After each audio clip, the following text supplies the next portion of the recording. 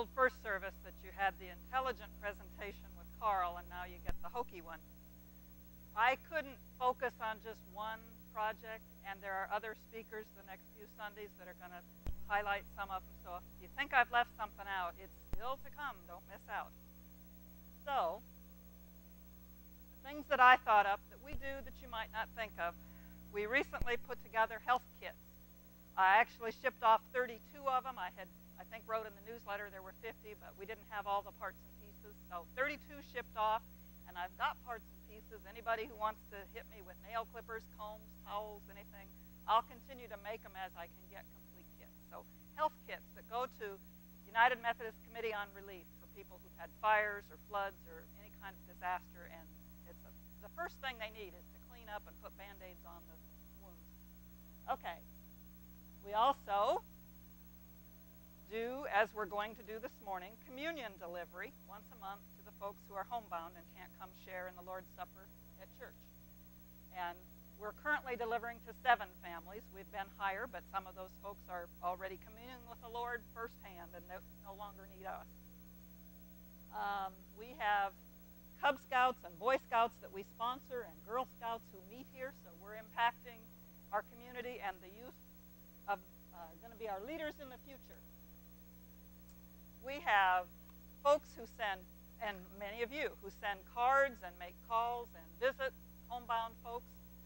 I often go in behind and find cards with signatures of people who've been out visiting. We have our Heart and Hand pantry barrel over here. We've been talking about hunger in Cass County. There are people who are hungry that don't have kids in school, or people who have kids who are older and are not getting the back snacks. A lot of need in Cass County, and you guys are great. I think Susan calls in about every 2 weeks, don't you, Susan, to get it emptied? Something like that. So continue to bring bags of food as you come to church. Another program you don't hear a lot about, but we're available to you, is the parish nurses.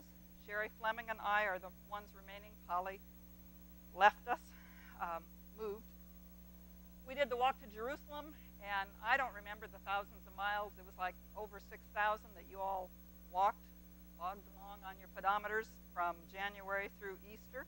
Getting healthy. We check up on you every month if you want to. We check your blood pressures. We have lots of knowledge and can do counseling about different illnesses and injuries and medications and stuff, so we're there to help with that.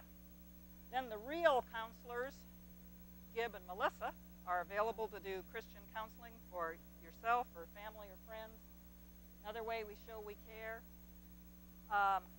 The communion offering, those who come up and contribute as you come to communion. We don't pay to have communion, but if you wish to, that money is used for people that come into the church and say, I'm going to get my electricity shut off if I can't make the bill and I need another $30 or something. That money is used for folks here in the community. We have adults who help out in the nursery as needed, and that's not widely known. Sandy Harrelson and Susan and I are volunteers that will go up there on a Sunday morning if we have people.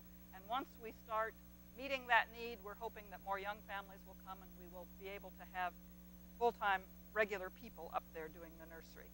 So we have volunteers there. We have volunteers that teach Kids Quest, and right now it's 10 women, but we would welcome some men because young kids need to have your slant on things.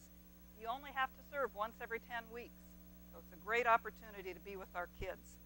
And then Brian's youth group, not Brian's group, but the youth and Brian need assistance from some adults too, just to help with crowd control and being there for the kids. The kids can benefit from us because we didn't learn nothing with all this gray hair. Bible school. Every one of you probably has helped in some way with Bible school. You saved coffee cans or you came and helped. We served probably a couple hundred kids through the course of Bible school during the week, and many of you have helped. So we're touching kids that we don't see at other times of the year. Shortly, Susie McLean and I will go down and go through 2 notebooks that are about 4 inches thick of names of people who need assistance at Christmas to have a real Christmas for their kids. And we'll pick out I don't know, the last couple of years I think we've done 12. At one time we did 18 or 20. It depends on the size of the families. And so we kind of limit the numbers of people to not stress you too much. But we'll have our angel tree with names for you to pick. Another way to reach out and serve our community. And the last one is not really what you'd think of as a program, but it's another way of showing that we care.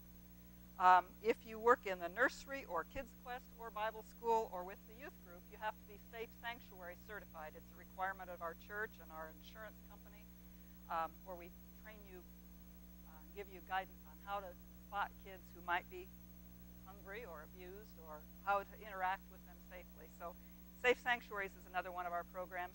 And even though these flowers look kind of loose and tired, the programs aren't. They're vital, and you're making a real difference in people's lives. So thank you for showing that CrossRoads cares.